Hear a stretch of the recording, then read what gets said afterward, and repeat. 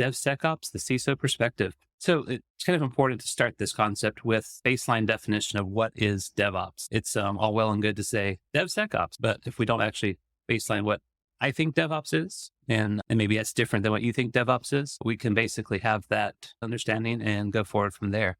And so for me, DevOps really is about three pillars: people, products, and process. We'll talk about that in a second, but also more importantly, it's about taking what used to be traditionally different teams, the development team and the ops team, and starting to standardize how they communicate, how they work together, and then even how they can learn and share skills between each other. So let's dive into that briefly, and then we'll add security here in a minute. And so first off, going back to those three pillars: people, process, and products. Those are the three different ways people will talk about DevOps a lot. And that's because it really is operating in all three of those aspects. DevOps as people is, again, about the fact that we have developers, we have operations, all those sorts of other teams that actually come into DevOps. It's just hard to fit them all into the same acronym, especially if we later are going to call it DevSecOps. We don't need to become a 12-syllable word. The DevOps people, the different people that we want to bring together to help work with better process. What are the techniques? What are the methods that we're using to bring those people together? And then product. There's going to be a ton of different software products that people love to talk about in the DevOps context, around automation, around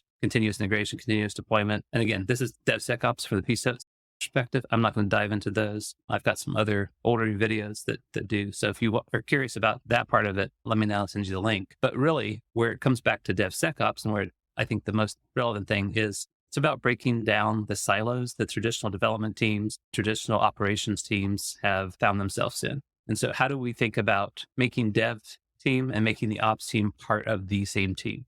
That's what I think the philosophy of DevOps is all about. It's about bringing them together in a way that developers have a little bit more focus on operations, and the operation team thinks a little bit more about developers. And the ultimate goal, of course, is to ship products faster. We want to write software. We want to write quality software. We want to write secure software. And we want to do it at a faster pace so that from the time an idea becomes a user story to when that is released in production, delivering value to the business, we can shorten that amount of time and do so in a way that doesn't increase the stress of the team, but also doesn't decrease the quality or the security of the product. DevOps focuses on speeding that up because developers are thinking a little bit more about the operations side. Like, how do we actually run and deploy? And is my software something that I've written that can run in production? The whole, it works on my machine is not an acceptable sentence in the DevOps world. And so I, as a developer, am thinking about what my code looks like in production, and how do I also make it easy to understand what it's doing in production with better logging, better instrumentation, and different things like that, because that's really going to help the ops team when this thing is running in production. The reason the ops team is starting to think more like developer is also, how do I start to use principles such as infrastructure as code and configuration as code? In other words, code, what used to be the purview of the developer, now as an ops person, I'm writing code to help operate that application, to help build the infrastructure, to help configure it, to help run it. And so you have this mingling of ideas of developers are thinking more operational, operations is thinking more like a developer. And that really is what that core tenet of DevOps is.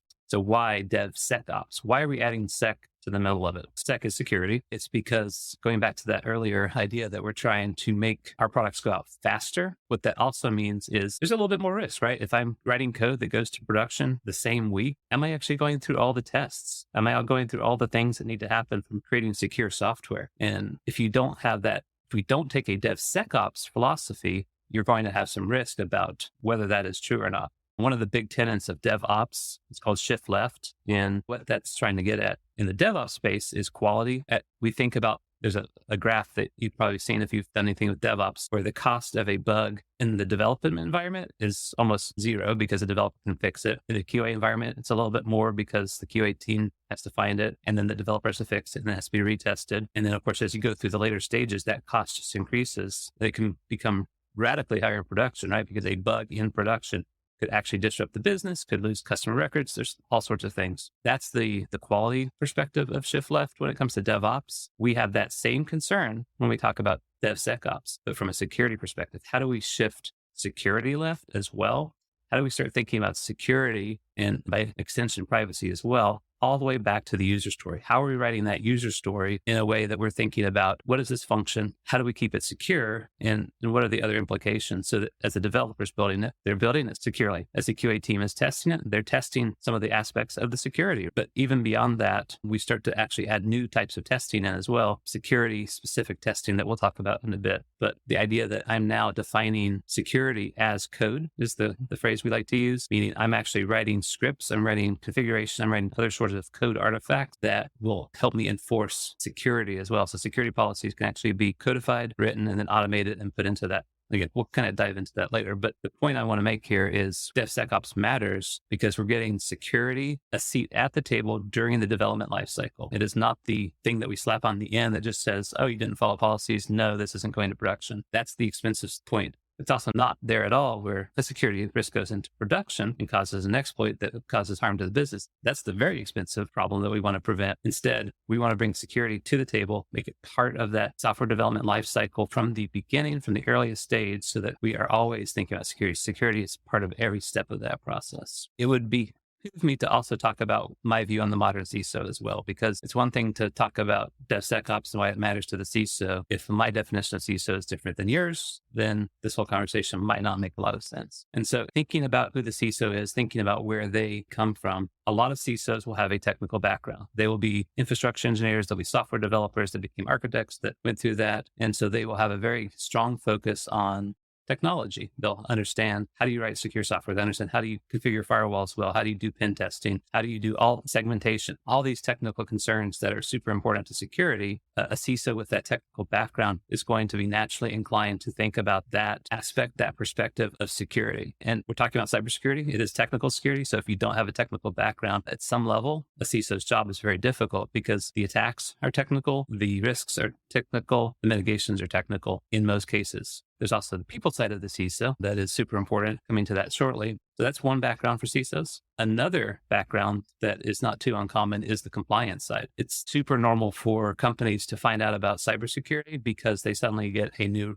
regulatory or compliance requirement, especially if we roll back 15 or so years. Hey, if you're taking credit cards, your merchant bank just asks you to sign this PCI compliance statement. What's PCI compliance? Oh, look at this. I have to do these technical things. I have to have processes. I have to have training. I have to make sure my network is segmented. Again, that blend of people and that blend of technical, but the company is asking the questions now because they've been handed a form about PCI compliance. And so a lot of CISOs came up through that background of I'm helping companies who have new compliance requirements, either because they came from the industry or because the company has grown to the point where they actually have to follow them.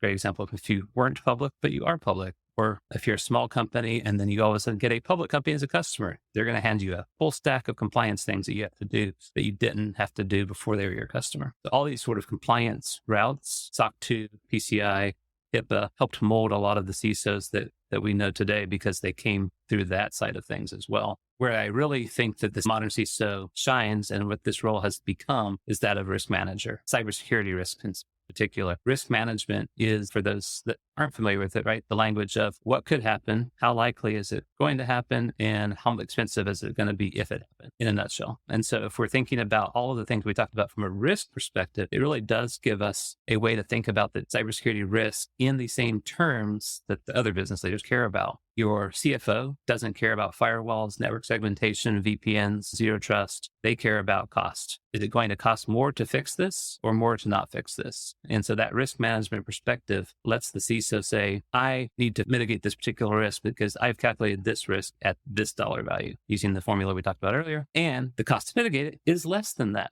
So it's a good investment. We're going to spend money to prevent future larger losses. Flip that around. Maybe there's a small risk and the cost to mitigate it is more than that.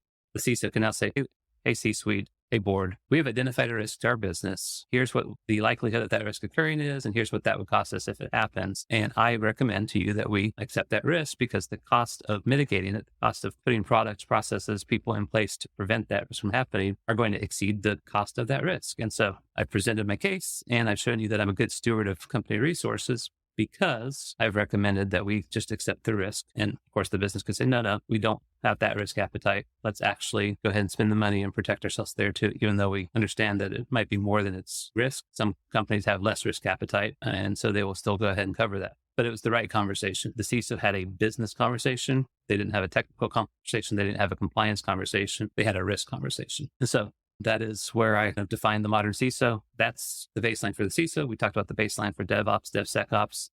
All right. Why should the CISO think about DevSecOps, right? If I'm a risk manager, if I'm thinking about the risks of the business, what is the risk to not having DevSecOps in particular? DevSecOps applies to businesses that are writing software internally. If you're a software company, you probably have a need for DevSecOps or something related to it. If you're an operational technology, a warehouse, distribution, logistics company, your first instinct might be, well, I don't need DevSecOps. That's probably not true for most larger companies. Almost every company, no matter their business, is writing software internally. And so DevSecOps is going to be something that's going to apply. What's the risk if I don't have DevSecOps in my business? I'm not a software company. Let's just look at some common, but also recent breaches that have a DevSecOps component. First off, Log4j. It's a library from a Java programming environment. Log4j was one of the most popular libraries. It really is in almost every Java product in the world. And then a few years ago, a severe vulnerability was found in a particular version of it. Newer versions, it was fixed, but that version had a severe vulnerability that was exploited in the wild. And so all of a sudden, every single computer on this planet had a level of exposure. And I say every single computer because even Windows computers have Java hiding on them somewhere. If your kids have Minecraft, it's written in Java. Log4j is on that computer. It might be the wrong version. So you might want to make sure they update their Minecraft. It's out there, it's widespread, and now it's vulnerable.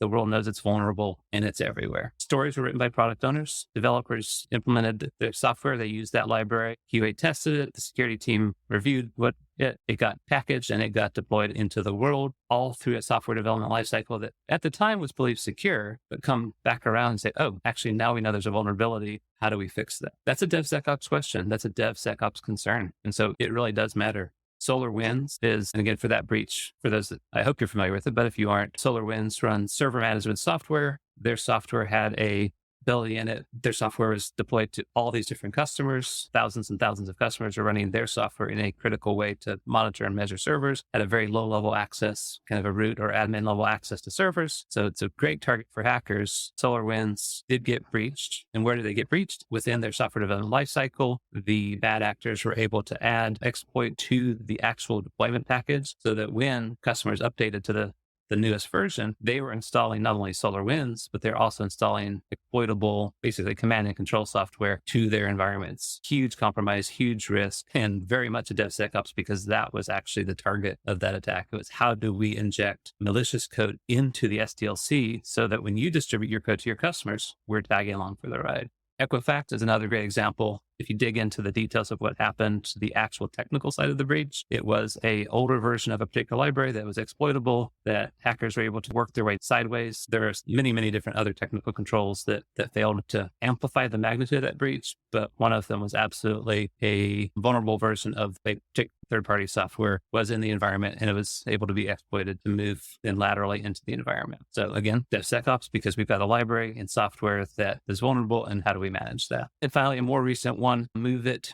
That breach actually turns out was a classic SQL injection. I first learned about a SQL injection 24 years ago when I wrote my first one, and somebody's like, that's dumb. Not to discredit the MoveIt world has gotten a lot more complicated. One that I wrote was dumb. You can still do SQL injections inadvertently in your code. And that's not because you're dumb. It's because it's a complicated world and it's easy to miss certain things. But there's so many ways to protect it that it's also a question of where should that have been caught? It should not have been caught by the bad actors who then were able to use that SQL injection to take over the MoveIt and steal the data that was traveling through it. Similar to SolarWinds, they attacked MoveIt, the product, but they attacked it in a way to where it was deployed on customers because customers are using it to transfer so many different files back and forth that all the data that's flowing through MoveIt became the target, not the company that actually wrote MoveIt or the MoveIt software itself, but instead the data it was transferring. Preventing and finding exploitable vulnerabilities in your software as you write it is a concern of DevSecOps. And so if you're a CISO and you're thinking about some of the top line breaches that everybody talks about, you still fill out forms about Log4j. Do you use it?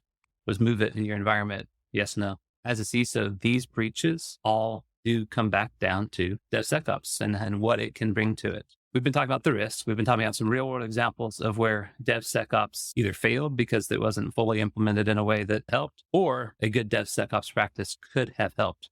And to be fair, with all these breaches, even if these companies had the absolute best DevSecOps processes in place and are doing everything right, these still could have happened. the real world is always going to be harder and more complicated, especially when you're a company like SolarWinds, Equifax, or MoveIt. You've got nation state grade hackers attacking you. It's a different ballgame than most of us have to play in. Please keep that in mind, that you can do everything right and still the bad thing can happen. DevSecOps is basically helping us think about libraries like Log4j, like the one that was in the Equifax system. Those libraries do have vulnerabilities. There's no question about whether they do. If you have software that's deployed in your environment, you're using software libraries, third-party, open source, whatever they are, they do have vulnerabilities. Now, many of them are known, and there's huge databases like Sneak and others that you can look in and say, oh, look, I'm running a vulnerable version of that library. And there's a patch. I can go get the latest update, and that particular vulnerability is gone. And of course, I'm running a new version of software, so it has new, unyet discovered vulnerabilities. It's just always going to happen. But 0 days are the other part of that.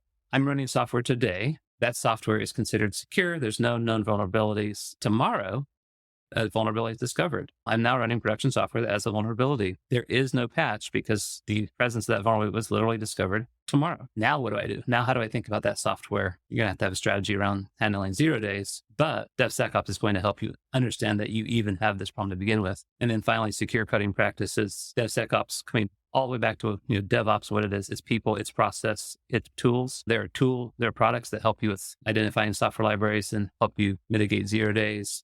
There are processes that can help your developers think through security better. And then the people themselves, there's training, OWASP training, and things like that. Secure coding practices are absolutely part of what a DevSecOps practice is going to bring to your team. And so, having said that, understanding the risk, understanding how that risk can affect the business, DevSecOps to the rescue. Again, as a CISO at a company that writes software, that CISO is not in charge of writing the software. They're not in charge of the developers. They're not in charge of the product management, the product owners. They are a parallel track to that environment. They can inspect, they can advise, hopefully they can override and help be influential in the risk acceptance process, but they're not in charge of the actual software development. So as a CISO, you have to think about, how do I influence, how do I encourage DevSecOps in my organization? How do I build that in? And we'll talk about that. But first, what are some of the ways that I'm going to recommend or think about or research how DevSecOps actually can come in and help?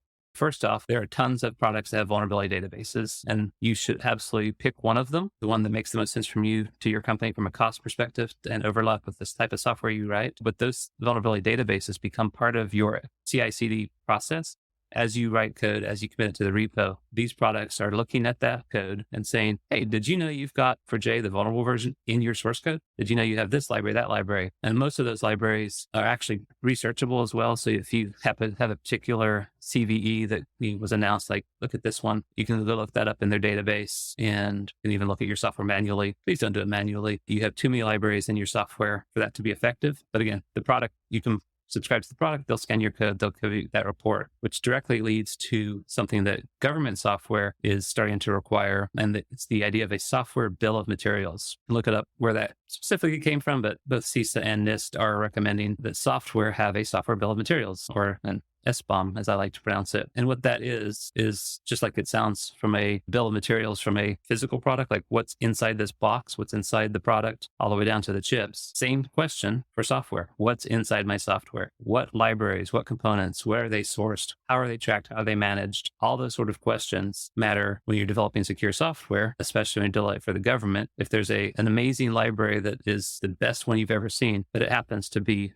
written by a Chinese company, the US government's going to want to know that. Whether or not you can use it, not what I'm answering today. You at least need to know that is in your software, and that way you can make that determination if you can use it. If you don't even know it's in there, you're not even asking the right question. And so the software bill of materials is that extension of that vulnerability database, because now I know what's in my database. Think back to the 0 day. If a particular library that you're using, maybe it's a component in React, we discover vulnerability tomorrow, the news comes out, maybe your particular vulnerability, the database hasn't quite caught up. That's okay. Go check out your software bill of materials and see, oh yeah, this library is in my product. I got to drag out my 0 day playbook and start figuring out what to do. Or, okay, I'm not actually using that version of that library. We're clear. We can dust our hands and look for the next problem. That software bill of materials becomes a critical part of that. And what's cool too is there's a lot of companies starting to focus on that and build software that manages your specifically around where did it come from, what version is it, and then they will actually cryptographically sign the particular versions that you're using so that your software that's deployed in production knows what version it's got. If a developer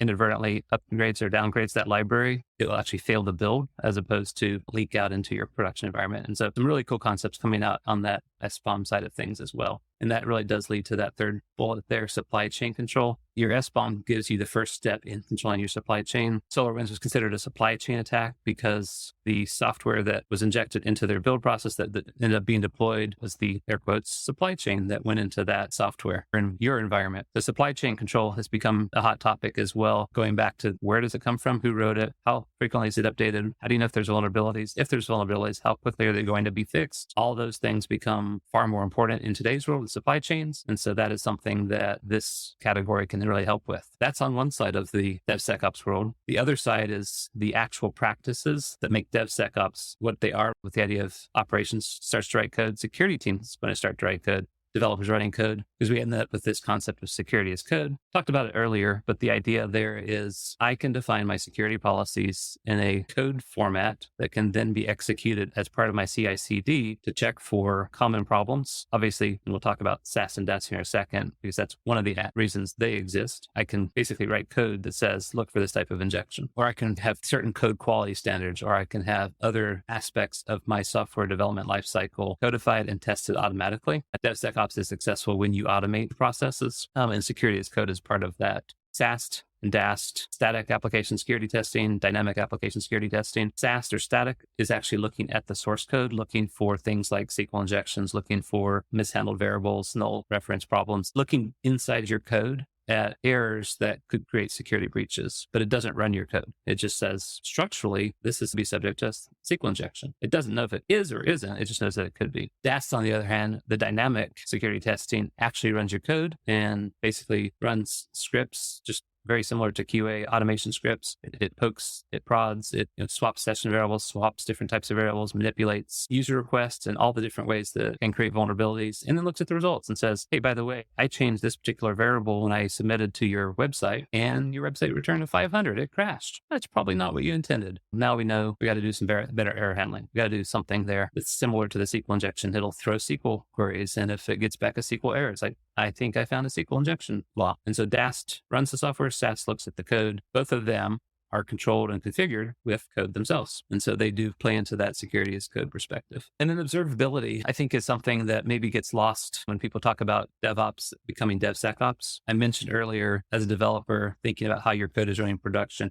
How would you troubleshoot it? How would you diagnose it? You're going to add more logging, hopefully with a modern version of Log4j. You're going to add more instrumentation. You're going to have things that a operations person can snapshot and hand to you and say, we're having weird behavior in production. Can you take a look at this and figure out what's wrong? Because you almost certainly can't reproduce production bugs in your local environment unless they're really egregious bugs. So that observability is super important for DevOps because it helps the ops and dev team work together in that live production environment. But it is even more important in DevSecOps because now I have a stream of data through that instrumentation, through that logging that I can look at from a security perspective. I'm not just looking at it, oh, there's a bug, I need to fix the bug. I'm looking at what does normal behavior of my application look like? Flip that around. Can I now detect abnormal behavior? Can I use my SIEM SIEM product to monitor the internal workings of my application? If I'm following DevSecOps principles, I can because there's naturally more observability baked into my application than before. And so that really kind of unlocks a new level that not only am I paying attention to traffic and CPU and other things that may go sideways if people are abusing the system, but the inner workings of the application, wait a minute, why is the application all of a sudden requesting this type of data when it never had before? Maybe it's a vulnerability, maybe it's an exploit, maybe it's something that from a security perspective, we need to dive into. And so DevSecOps really does bring good practices that help the DevSecOps world over to the security team in a way that I think is probably underutilized by a lot of organizations. But how do we make all this real? How do we take a CISO's viewpoint, which probably is at the 30,000 foot view, and translate that into a way that my product team, my development team can actually start to do the things I need them to do? And so that really is through these layers, these organizational layers of think about the policy. What are the words on paper that say we need to do the right thing? What is the right thing? What are the principles and the core concepts? What are my regulations? What are my compliance standards that I have to follow? Define that at the policy level. Define define the idea that I need to have certain controls in place because of this reason for the business, because they have these different things that are happening. Given my policies, now we can start to define the procedures. Now we can start to talk about the how. How do we actually operationalize a policy? What is the gated commits, the gated deployments? You can sign off on a production release. All those sort of procedural things that happen in the DevSecOps world are defined at a procedure level in support of a policy. The policy gave us the broad terms, outlines, the reasons, the rationale. The procedure says now start writing those procedures in a way that the CISO may stop at the policy level, is where they mentally focus, team up with that development team, with that ops team, start to help to define the procedures, help them collaboratively understand what the policies are and how their procedures can adapt to that. Out of the procedures, then focus on the actual controls. I just mentioned gated production deployments, right? That's a control. Procedure says the product owner has to click the yes that we can do it. The actual technical implementation of a yes to click is your control. And so help translate policy procedure into the technical controls, help the people, the DevOps team that's actually building the deployment pipelines, help them understand what actually needs to happen so that the people can follow the procedure. A procedure can be like a checklist that I just pull up and I'm like, yes, I did that. Yes, I did that. Yes, I did that. Even better if it's implemented at the control level where in order for something to happen, I actually have to do something, not I can just check off on my checklist that I did it. And if it's not obvious by now, controls lead to the actual code. The actual security is code. The actual CI/CD pipeline is code. All the things that actually have been implemented to have those controls be effective is done at the code level. And of course, the developers themselves are going to then write code that flows through the system. And so that is, I think, where the CISO really does get to influence this. That 30,000 foot view, that policy view is going to define and flow through all the different layers so that as a developer, what I do follows the requirements,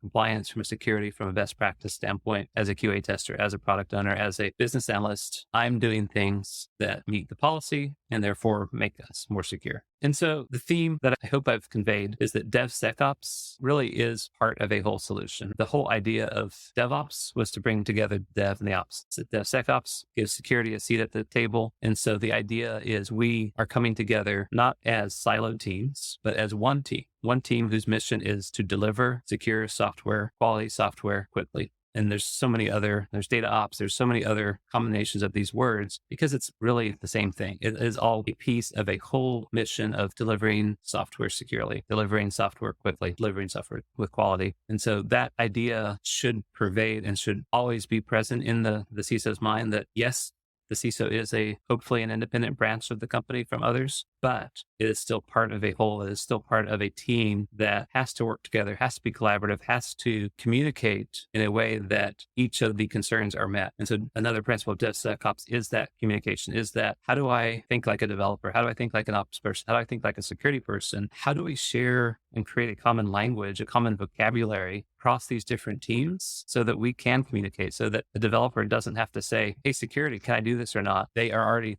embodying and embedding secure thinking in their actual development effort. They're actually saying, hey, I took some OWASP training. It said, don't do this. So I'm not going to. Architects are thinking about the software from the same way. And then when the security person does get pulled in, what they're looking at is kind of just that double check of, yep, we did follow the process. We did follow the procedures. We are writing code that meets the standards that we have to meet. I'm not here to explain. I'm not here to say no. I'm just here to support and make sure that we don't miss things. And like I said earlier, DevSecOps makes security part of every stage. The BAs, as they write user stories, are writing security in mind. The developers, the architects, QA tests are all thinking about security. The operations team effectively is dealing with security anyway, but now they think about it in a way that is more focused on security. And so security does become part of every stage. It's on the mind of everybody sitting at that table, and it becomes a part of that product. The way people think about the product, the way people think about writing software does just become more focused on security. And I think I want to just to kind of close that vein of thought, and it's actually this topic today as well. If you're thinking as a CISO and you're thinking about DevSecOps, people, process, products, how do you know how much to do? Like how many SaaS and DaaS tools do I need to have? How many policies, procedures, controls do I need to write and create? Should I do more or should I do the reasonable amount? Because what am I going to be judged on when the bad thing happens? You have to do the reasonable amount, is my opinion. Doing less than reasonable is probably going to get you in trouble really fast. Doing more than reasonable is going to be an uphill battle for a company that maybe hasn't gotten bit yet. They haven't had the bad thing happen yet. All they see is, I want to add cost without a clear benefit because they may be more risk tolerant. deployment. And so going back to that risk manager, that risk appetite of the organization, do you do more? Will your business allow you to? Do you do less and disclose it and the business accepts the risk? Maybe. To do the reasonable amount? I think so. Keep in mind, though, the bad thing's still going to happen. It's not an if, it's a when. And when that bad thing does happen, you then are judged on what you've done. If you did more than was necessary, it's going to be hard to say, well, had we done this one more thing, we would have been safer, because hopefully you were doing that. If you were doing less and then the bad thing happens, it's really easy to point that finger and blame, like, hey, didn't you say we were supposed to do that thing? And then you said we didn't have to because we could accept that risk. Okay, sorry, yes, no. I shouldn't have said that. I should have said we should spend that money. And even the reasonable amount is the right answer, but was it reasonable is going to become the question when that bad thing happens. Like, I guess it wasn't the reasonable amount because the bad thing happened. It's a tough world. As we didn't talk about this, we've talked about it elsewhere, seen plenty of articles. In today's world, the CISO's job is not a particularly fun one because of everything we just talked about, because of the regulations, because of the personal liability that's coming in. And so it's a hard place to be. And you always have that counter pressure of, I do want to do more, but the business says, no, I do need to do the reasonable amount. So let me figure what that is in a way that protects the business, protects myself, and keeps everybody at the correct level of an unhappy. And so with that, that's my perspective from a CISO, from a DevSecOps. I hope this was informative. Thank you for anyone who is still here. So with that, I'm going to close out and hope everybody has the day that you want it to be. Thanks all.